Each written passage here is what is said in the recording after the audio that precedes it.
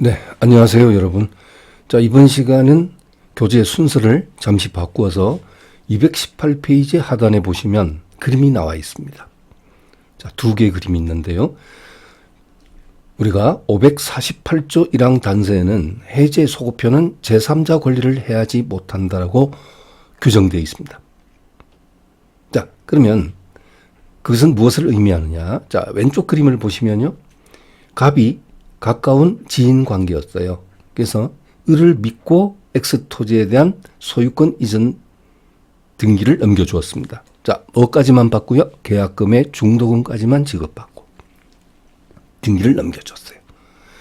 자, 그래서 을은 다시 이 X 토지를 병에게 매도를 하고 등기를 병에게 넘겼죠. 그 이후에 믿었던 을이 잔금을 치르지 않는 거예요. 갑한테. 그래서 이 갑은 대금 미지급을 이유로. 자, 무엇이죠? 잔금을 지급하지 않았다는 것을 이유로 해서 계약을 해지를 했습니다. 자, 그러면 해제는 분명히 소급표가 있다 그랬죠. 그렇다면 소급해서 이 매매 계약이 효력이 상실될 것이고, 따라서 이 계약에 의해서 소유권을 취득한 을이 다시 병에게 넘겼을 때 이 소유권 취득한 이 병이 과연 그 소유권을 주장할 수 있을 것인가 하는 것이죠. 왜냐하면 해제가 소급표가 있기 때문에, 소급해서 두 사람의 법률 관계가 상실되기 때문에, 따라서 을로부터 취득한 병이 과연 보호되느냐 하는 문제가 야기됩니다. 자, 우리 판례는요. 해제 전, 자, 다시 한번 548조 1항 단서에 뭐라고요? 해제 소급표는 제3자 권리를 해하지 못한다. 자, 이것은 자, 앞에 페이지에 보시면요. 여기 핵심 이론 부분에 여기 마지막에 여러분 나와 있죠. 해제 소급표는 제3자 권리를 해하지 못한다. 548조 1항 단서 이렇게 나와 있습니다. 조문 숫자를 암기하실 필요는 없습니다만은, 그래서 자, 그러면 해제가 소급표가 있다 하더라도 해제가 되기 전, 즉 갑에서 을로의 해제권 행사가 되기 전 이미 을로부터 물권을 취득한 제3자는 바로 보호되는 제3자에 들어간다는 거예요. 여러분 이해하십니까? 해제되기 전 물권. 자, 여기서 물권을 취득했다라고 표현하는 것은 뭐냐면 을로부터 등기를 넘겨받았다. 동산인 경우에는 인도를 받았다. 이것을 말하는 것입니다. 단순히 채권을 양수한 자는 보호되는 제3자에 해당되지 않습니다. 등기나 인도 등으로 완전한 물권을 취득한 자, 이런 자만이 보호될 수 있는 제3자에 해당이 됩니다.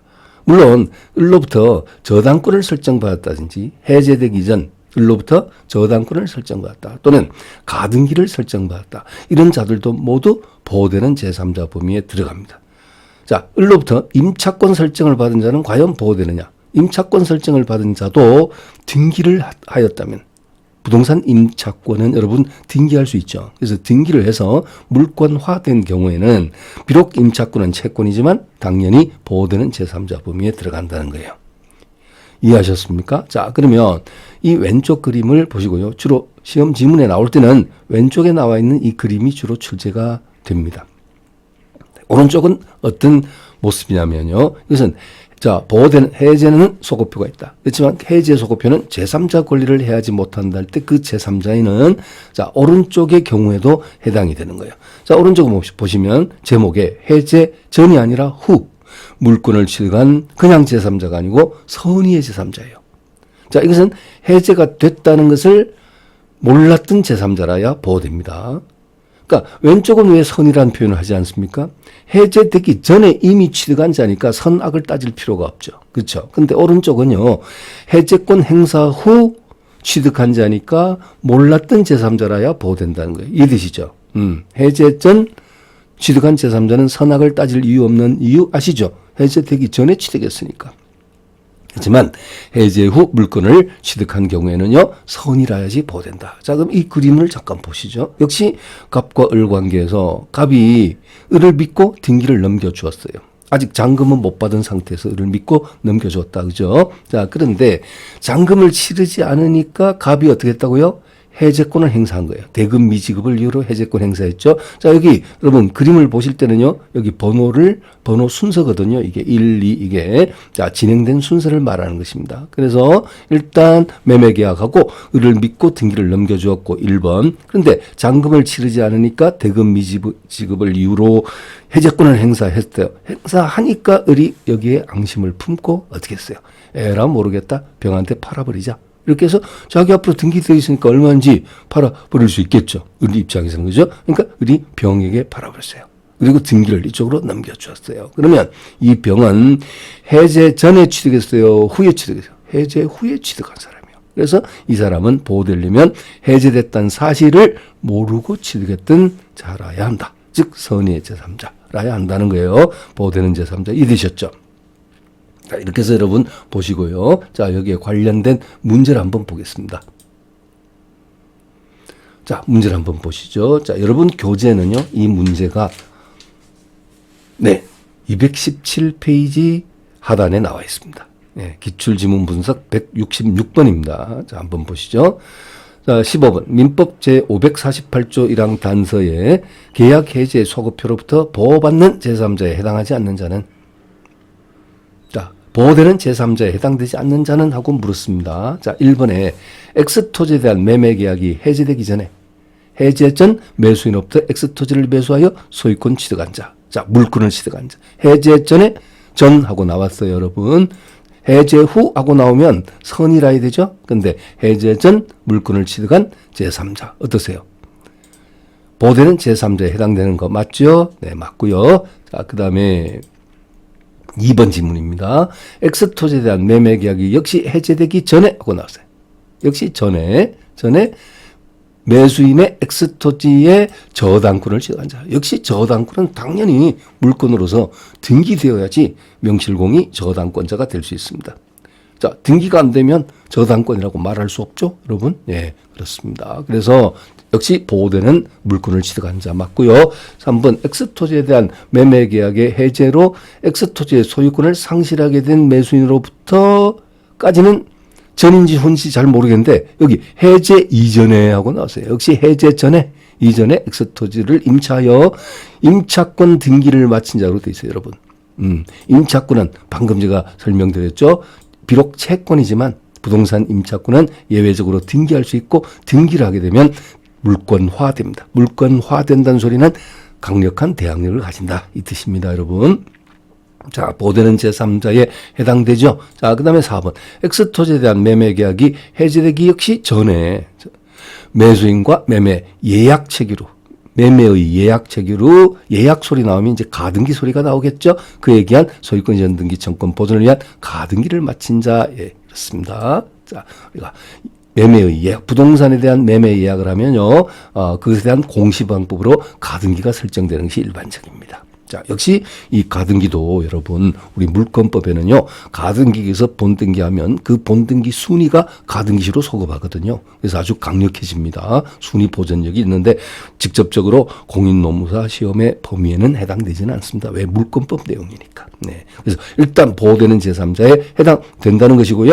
그다음 마지막 5번입니다. X토지에 대한 매매 계약이 해제되기 전에까지는 좋은데 매수인으로부터 X토지에 대한 소유권 이전 등기 청권을 양도받은 자. 이것은 단순한 채권을 양도받은 자. 소유권 이전 등기 청권은 물권이 아니고 채권입니다. 채권을 양도받은 자는 보호될 수 있는 548조 1항 단서에 의해서 보호될 수 있는 제3자에 해당되지 않는다는 것. 자, 여러분 잊지 마시기 바랍니다. 자, 해설 참조해 주시고요. 따라서 정답은 5번. 네, 자, 이렇게 보시면 되겠습니다. 자, 그러면 순서를 조금 바꾸어 봤죠? 그러면 오늘 이제 정식 진도가 214페이지거든요. 214페이지 12번 보도록 하겠습니다. 부동산 매매 계약의 합의 해제. 자, 합의 해제는 우리 지난 시간에 공부했죠. 합의 해제는 사후 합의 해제. 이렇게 사후란 말이 앞에 붙어 있다라고 생각하면 이해하기 좋습니다. 예, 그러니까 매매 계약을 원만히 체결하고 난 다음에 당사자가 합의에 의해서 계약을 해제시키는 것이다. 일종의 이것은 뭐다? 계약이다. 단독행위가 아니고요. 계약이다. 그랬습니다. 그래서 합의 해제는 다른 말로 해제 계약이라고도 한다. 자, 옳은 것은 했는데요. 자, 1번. 합의 해제는 당사 쌍방의 묵시적 합의로 성립할 수 없다가 아니고 있다. 네. 뭐, 너무 자주 나왔으니까 이제 또 얘기하기는 좀 머쓱하죠? 무슨 소리냐면, 명시적, 묵시적 불문이다 하는 것 항상 잊지 마시고요. 그 다음에, 그런데 그 의외로 지문이 자주 나와요. 꼭 뭐 명시적으로 하야한다 또는 반드시 뭐 사전 동의가 있어야 한다. 이런 표현들이 틀린 지문들이 의외로 자주 나옵니다. 그렇죠? 그러면 일단 뭐 틀린 것으로 항상 처리해 주시기 바랍니다. 명시적, 묵시적 불문, 사전, 사후 불문. 자, 2번입니다. 합의 해제 시에 손해배상에 관한 특약 등을 하지 않았더라도 매도인은 채무 불이행으로 한 손해배상을 청구할 수 있다. 틀렸습니다. 여러분, 합의 해제는요, 한마디로 표현해서 민주적인 의사 합치예요. 계약하고 난 다음에 서로 민주적으로 다투는 거 아니에요, 이건요. 그냥 법정 해제는 다투는 거예요. 왜 당신 이행지체하냐? 왜 이행불량? 나하고 계약을 해놓고 왜 제3자에게 매각하고 등기를 넘겨버렸냐. 이렇게 사실은 다투는 겁니다. 그런 의미가 있는 게 법정 해제인 반면에 합의 해제는 다투지 않습니다. 이것은 민주적으로 합의해서 원만하게 두 사람의 법률 관계를 없는 것으로 종료시키는 것이기 때문에 손해배상 문제 없습니다. 그래서 손해배상 청구할 수 있다. 틀렸고요. 3번. 합의 해제에서 그것도 없어요. 뭐냐면 우리가 금전을 지급받았을 때는 지급받은 날로부터 이자를 가산해서 돌려줘야 한다는 내용. 여러분 기억나시죠? 우리 지난 시간에. 그것도 법정 해제에서나 적용되는 사안이지 이런 합의 해제는 그런 사안도 적용되지 않습니다. 자, 그러면 3번 보시죠. 합의 해제도 어쨌든 소급표가 있거든요. 해제는 법정 해제든 합의 해제든 소급표는 있습니다. 근데 이 해제 소급표는 해제 전에 매매 목적물에 대하여 저당권을 취득한 제3자, 아까 방금 전에 보셨던 548조 1항 단서 규정은 그대로 합의 해제도 적용이 돼요. 법정 해제뿐 아니라 합의 해제에서도 해제 소급표는 제3자 권리를 해하지 못한다는 548조 1항이 그대로 적용된다는 겁니다. 그래서 합의 해제 소급표는 해제 전에 매매 목적물에 대해서 저당권을 취득한 제3자에게 영향을 미친다? 미치지 아니한다. 미친다 해버리면 보호 안 된다는 소리인데 저당권자 보호 안 된다는 뜻이에요. 미친다 해버리면 근데 미치지 아니한다 라고 돼야 됩니다. 자, 그 다음에 4번입니다. 합의 해제에 따른 매도인의 원상회복 청구는 소유권에 기한 물권적 청구로서 우리가 법률행위가 무효가 되거나 또는 취소가 되거나 또는 해제가 되었을 때 물론 그 해제는 법정해제, 약정해제 불문이고요. 해제가 됐을 때 물권의 복귀. 이 복귀는요. 말소 등기를 요하지 아니하고요. 이 물권법의 내용입니다. 사실은. 자, 예를 들어서 갑에서 을로 소유권 매매 계약이 체결되고 이전 등기가 됐어요. 그런데 이 매매 계약이 어떻게 됐다? 무효가 되거나 취소가 되거나 또는 해제가 됐어요. 그러면 물권이 갑으로 다시 복귀돼야 되잖아요. 이 복귀는 을 앞으로 된 등기에 말소 등기를 요하지 않는다는 게 판례예요. 말소 등기 안 해도 당연히 갑 앞으로 물권이 자동 복귀된다는 거예요. 물론 실제 상황에서는 말소 등기를 청구해가지고 말소시키겠죠. 그래서 갑 앞으로 등기부상으로는 갑 앞으로 소유권이 다시 복귀된 것이 확실하게 공시되도록 하겠죠. 실제 상황에서는. 그렇지만 판례는 실체적인 법률 관계에서는 갑과 을 사이의 매매 계약에서 소유권이 전개가 됐다 하더라도 만약에 그 매매 계약이 무효, 취소, 해제 등이 됐다라고 했을 때 이때 물권의 복귀는 굳이 말소 등기를 요하지 않는다는 것이 판례의 태도고 사실상 물권법이 시험 범위에 들어가는 경우에는 시험에 잘 나옵니다. 네, 여러분 시험하고는 좀 무관하죠? 여러분 이해되시죠? 그럼 제가 왜 이러한 부수적인 설명을 드리냐면 이때 만약에 갑이 을에 대해서 요구하는 말소등기 청권, 말소해달라고 요구하는 말소등기 청권은 이것은 단순한 채권적 청권이 아니라 물권적 청권입니다. 이미 내가 소유자란 거예요. 갑이. 다시 소유권을 내가 복귀 돌려받은 소유자란 거죠. 소유자 입장에서 상대방 을에게 너 앞으로 등기된 그것은 부당하다. 그러니까 말소해달라라고 요구하는 것은 자신의 소유권을 회복시키기 위한 물권적 청권이에요. 자, 약간 복잡하죠, 여러분. 근데 문제는 이 소유권에 기한 물권적 청권이 소멸시효에 걸리느냐. 이것은 여러분 제가 총칙 때 소멸시효 때 여러분에게 강조드린 바 있습니다. 소유권에 기한 물권적 청권은 소멸시효에 걸리지 아니한다. 판례의 태도. 그렇죠? 제한 물권에 기한 물권적 청권은 소멸시효에 걸린다. 그렇죠. 그래서 학설은 세 가지 학설로 나누어지지만 판례 중심으로 우리는 기억하면 되니까 판례는 한 번 더 기억나십니까? 소유권에 기한 물권적 청구는 소멸시효에 걸리지 아니한다. 제한 물권에 기한 물권적 청구는 소멸시효에 걸린다는 게 판례의 태도니까. 자, 그렇다면 결론 확인하시죠. 합의 해제에 따른 매도인의 원상회복 청구는 소유권에 기한 물권적 청구권, 법적 성질이 소유권에 기한 물권적 청구로서 이것은 소멸시효의 대상이 되지 않는다. 어떠세요? 옳은 표현이죠. 정답입니다. 옳은 표현입니다. 여러분, 다시 반복되어서 여러분 시험에 출제될 가능성이 있느냐에 대해서는 저는 희박하게 봅니다. 그러니까 복습 시에는 너무 큰 부담 없이 봐주십시오. 근데 민법 총칙에서의 그 소멸시효 부분에서의 물권적 청구의 소멸시효 적용 유무에 대해서는 그건 중요합니다. 거기서는 잊어서는 안 됩니다. 뭔지 아시죠? 방금 표현했던 그거요. 소유권에 기한 물청은 소멸시효에 걸리지 않지만 제한물권에 기한 물청은 소멸시효에 걸린다. 그건 중요한 겁니다. 그냥 그건 기억하시는데 여기 채권법에서 지금 나와 있는 이 지문은 여러분 제가 봤을 때 반복 가능성은 희박하다. 이렇게 설명드리고 5번 지문 보겠습니다. 다른 약정이 없으면 합의 해제로 인하여 반환할 금전에 그 받은 날로부터 이자를 가산해야 할 의무가 있다? 이거 없습니다. 이것은 법정 해제에서 적용돼 이행지체, 이행불능, 불완전이행 이런 것으로 인한 계약이 해제됐을 때 이때 자 금전을 지급받은 경우에는 받은 날로부터 이자를 가산해야 한다. 이게 원상회복 의무의 범주에 들어가는 거거든요. 그런데 합의 해제는 그렇지 않습니다. 손해배상 문제도 없고 이자 가산 의무도 없고 기억해 두십시오. 자, 그래서 4번이 옳고 정답. 네. 자, 다음 문제 13번입니다. 해제에 관한 설명으로 옳지 않은 것인데요. 1번 제3자를 위한 계약에서 요약자는 낙약자의 채무 불이행을 이유로 제3자의 동의 없이 기본 관계를 이루는 계약을 해제할 수 있다. 여러분, 이것도 지난 시간에 자세히 여러 번 나왔던 거예요. 자, 제3자를 위한 계약에서의 당사자는 누구다? 요약자와 낙약자. 그리고 당사자 일방의 채무 불이행을 이유로 계약을 해제한다라고 했을 때 그 해제권 행사할 수 있는 자는 누구다? 요약자 아니면 낙약자입니다.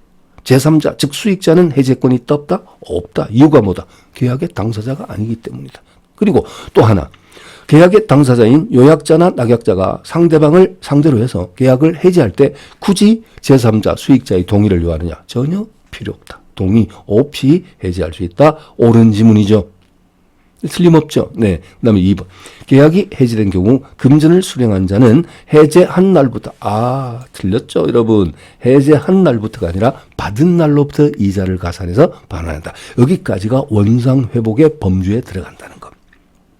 여기서 결정적으로 틀린 부분은 뭐라고요? 해제한 날부터가 아니고 금전을 받은 날로부터 이자 가산. 됐죠? 그 다음에 3번.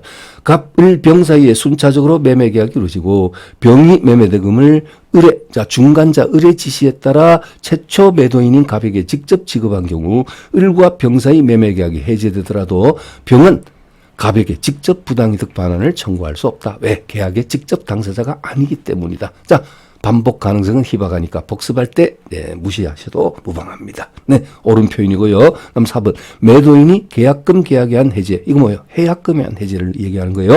자, 뭐였죠, 여러분? 민법 565조에 자, 계약금의 급부자는 그것을 포기하고 계약을 해제할 수 있고 수령자는 배액을 상환함으로써 계약을 해제할 수 있다는 해약금에 한 해제를 의미하는 겁니다. 자, 이런 해제를 하는 경우 매도인은 해제 의사표시와 약정 계약금의 배액을 제공하면 되고, 그렇죠? 굳이 매수인이 수령을 거절한다 해서 공탁할 것까지는 없다. 이게 판례의 태도예요. 이런 것이 민법 조문에 있을 리가 없죠? 판례의 태도입니다. 해설 참조하시면 판례가 나와 있습니다. 그러니까 무슨 얘기인지 아시겠죠? 매매 계약을 체결했어요. 체결하고 난 다음에 만약에 매수인이 이 계약을 파기하고 싶다면 계약금 포기하고, 그렇죠? 해지할 수 있고, 매도인 쪽에서 이 계약을 파기하고 싶다면 받은 계약금의 배액, 즉 2배를 돌려주고 계약을 해지할 수 있죠. 이것이 민법 565조의 계약금 수수에 의한 해제, 주고받고 수수에 의한 해제, 또는 조문의 제목 명칭이 뭐라고 되어 있죠? 해약금이라고 되어 있습니다. 즉 해약금에 의한 해제를 말하는 거예요. 그죠? 그런데 여기 이 지문이 뭐냐면, 자, 계약하고 난 다음에 계약금 총 매매 대금 1억인데 그게 1할인 10%인 1,000만 원을 받았다. 근데 매도인이 갑자기 마음이 바뀌었다. 이 토지 안 팔아야겠다. 그러면 받은 계약금의 배액이니까 2천만 원 돌려주고 해지할 수 있다. 그렇죠? 뭐 잘 알고 있습니다, 여러분. 그런데 돌려주려고 했더니 상대방 매수인이 수령을 거절한다는 거예요. 네, 나는 꼭 저 토지를 내가 취득하고 말겠다. 그렇죠? 그래서 수령을 거절하고 있다. 자, 그러면 공탁까지 해야 되느냐라는 부분에 대해서는 판례는 공탁까지는 요하지 않는다라고 판시하고 있습니다. 자, 그다음에 5번입니다. 그러니까 그러면 매도인 입장에서는 이행 제공, 내가 계약금 배액 즉 2천만 원을 돌려주려고 했다는 그 같은 어떤 증명만 있으면 될 것입니다. 그렇죠? 이행 제공이 있었다는 사실만 증명이 된다면, 입증이 된다면 무방하다는 거. 네, 공탁할 필요까지는 없다. 5번. 당사 사이 별도의 약정이 있는 경우 그 지연 손해금률이, 지연 손해금이 뭐예요? 지연이자, 지체이자, 뭐 이런 거죠. 예. 지연 손해금률이 법정 이율보다 낮더라도 법정 이율은 뭐죠, 여러분? 우리 민사 오픈 연 5푼, 상사 연 6푼 그래도 5%, 6% 했던 그 법정률이죠. 그거보다 낮더라도 약정에 따른 지연 손해금률이 적용이 된다. 자, 약정이자 법정이자 또는 약정이율, 법정이율 하면 항상 뭐가 선행이 돼야 돼요? 뭐가 1차적이에요? 적용되는 것이. 그렇죠. 당사자가 약속에 의해서, 약정에 의해서 또는 특약에 의해서 약속한 그러한 약정이 우선 적용이 됩니다. 그런 것이 없을 때 후차적으로 법정 이율이 적용이 되는 거죠. 그래서 약정 이율이 우선, 법정 이율이 그 다음 순서가 되겠죠. 그래서 일단 약정이 있다면 그 약정 이율이 설사 법정 이율보다 높든 낮든 그것이 우선 적용된다는 거 여러분 납득하시죠? 네, 옳은 표현입니다. 자, 정답은 2번 되겠습니다. 자, 그 다음에 다음 문제 또 보시죠. 자, 14번 보겠습니다. 계약의 해지에 관한 설명으로 옳지 않은 것을 했습니다. 여러분 교재 216페이지. 1번 당사자는 합의로 계약을 해지할 수 있다. 자, 이것이 합의 해지. 자, 그 다음에 2번 채권자가 채무액을 현저히 초과하는 금액의 지급을 최고하고 이 금액을 지급하지 않으면 수령하지 않을 것이 분명한 경우에 이 최고의 터잡은 채권자 해지는 효력이 없다. 근데 이거 무슨 말이죠? 돈 빌려준 채권자가, 사채업자가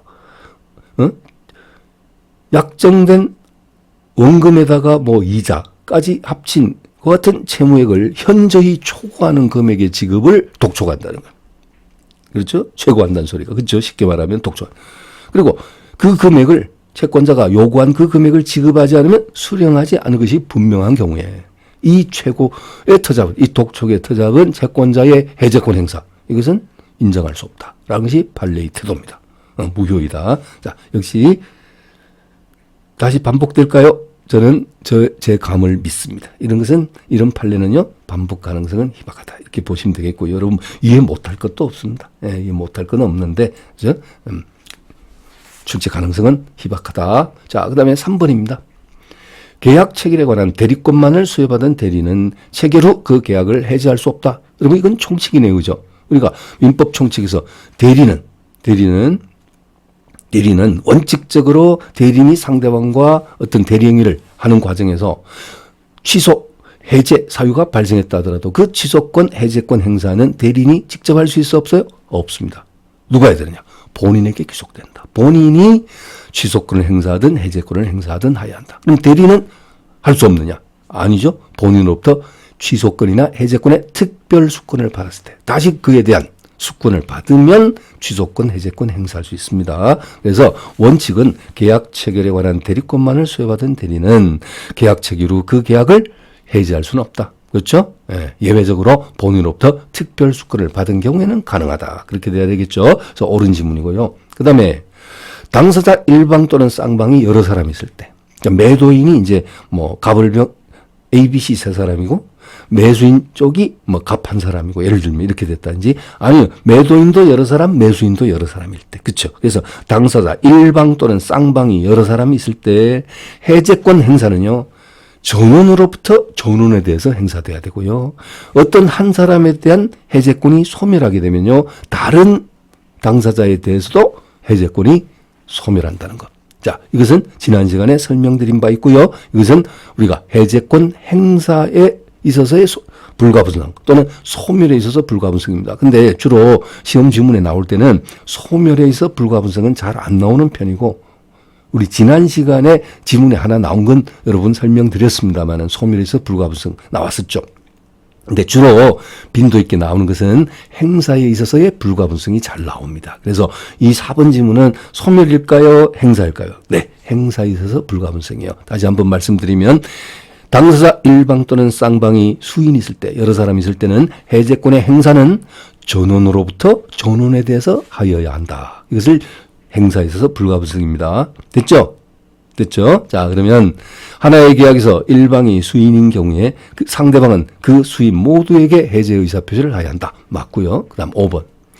매도인의 책임 있는 사유로 이행불능이 되어. 자, 어떤 사례 연상됩니까? 매도인 매수인 계약을 해놓고 매도인이 이중 매도하고 등기를 제3자, 제2매수인 앞으로 넘겨버렸다. 자, 이거 뭐예요? 이행불능이죠? 자, 이렇게 해서 이행불능이 되어 매수인이 계약을 해제한 경우, 해제하고 뭐 청구할 수 있죠?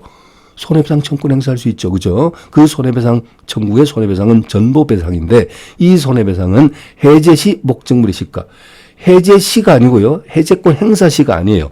이행불능 시, 불능이 된 당시. 그렇죠? 이행불능 시 목적물의 시가를 기준으로 손해를 산정한다. 이렇게 돼야 되겠죠?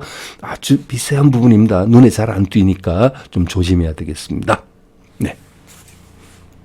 자, 그렇게 해서 여러분, 여기 15번은 우리가 제일 앞에서 순서를 바꿔서 설명드렸던 해제 소급표는 제3자 권리를 해하지 못하는 바로 그 해당 문제였습니다. 자, 네.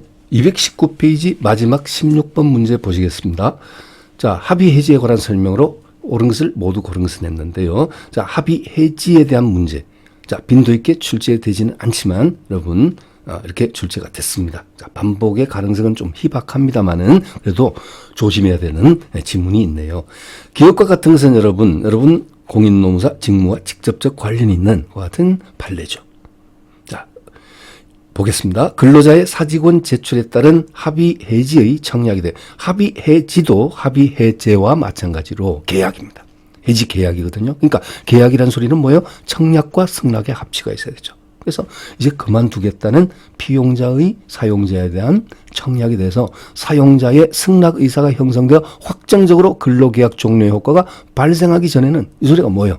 여기서 끊고 간단하게 표현하면 합의 해지, 즉 합의 해지의 청약과 승낙의 합치가 있기 전에는 특별한 사정이 없는 근로자는, 즉 피용자는 자신의 사직 의사표시를 번복해서 처리할 수 있습니다. 자, 니언입니다. 역시 이 니언도 반드시 뭐 합의 해지 의사표시가 명시적이어야 되느냐? 그거 아닙니다. 명시적, 묵시적, 불문이라는 수없이 반복했던 그것입니다. 자, 니언. 계약의 합의 해지는 묵시적으로 이루어질 수도 있으나 맞고요. 묵시적 합의 해지는 계약에 따른 채무 이행이 시작된 후에 당사 쌍방의 계약 실현 의사의 결여 또는 포기로 인하여 계약을 실현하지 아니할 의사가 일치되어야만 한다. 이 소리는 뭐냐면 계약 체결 이후에 서로 간의 장래를 향하여 이 계약 관계를 소멸시키고자 하는 그 같은 의사합치가 있어야 된다는 거예요. 왜? 계약이니까. 그리고 명시적으로 요하지 않고 묵시적으로도 가능하다. 그다음 뒤가 당사 사이 약정이 없는 이상 합의 해지로 인하여 반환할 금전에 받은 날로부터 이자를 가할 의무가 있다 했는데 합의 해지에서 여러분에게 표현한 것과 마찬가지입니다. 그렇죠? 당연히 받은 날로부터 이자 가산 의무는 없다. 합의 해지도 그랬고 합의 해지도 마찬가지. 그래서 디귿은 틀렸습니다. 그래서 옳은 지문은 기역과 니은 3번이 옳고 정답이 되겠습니다.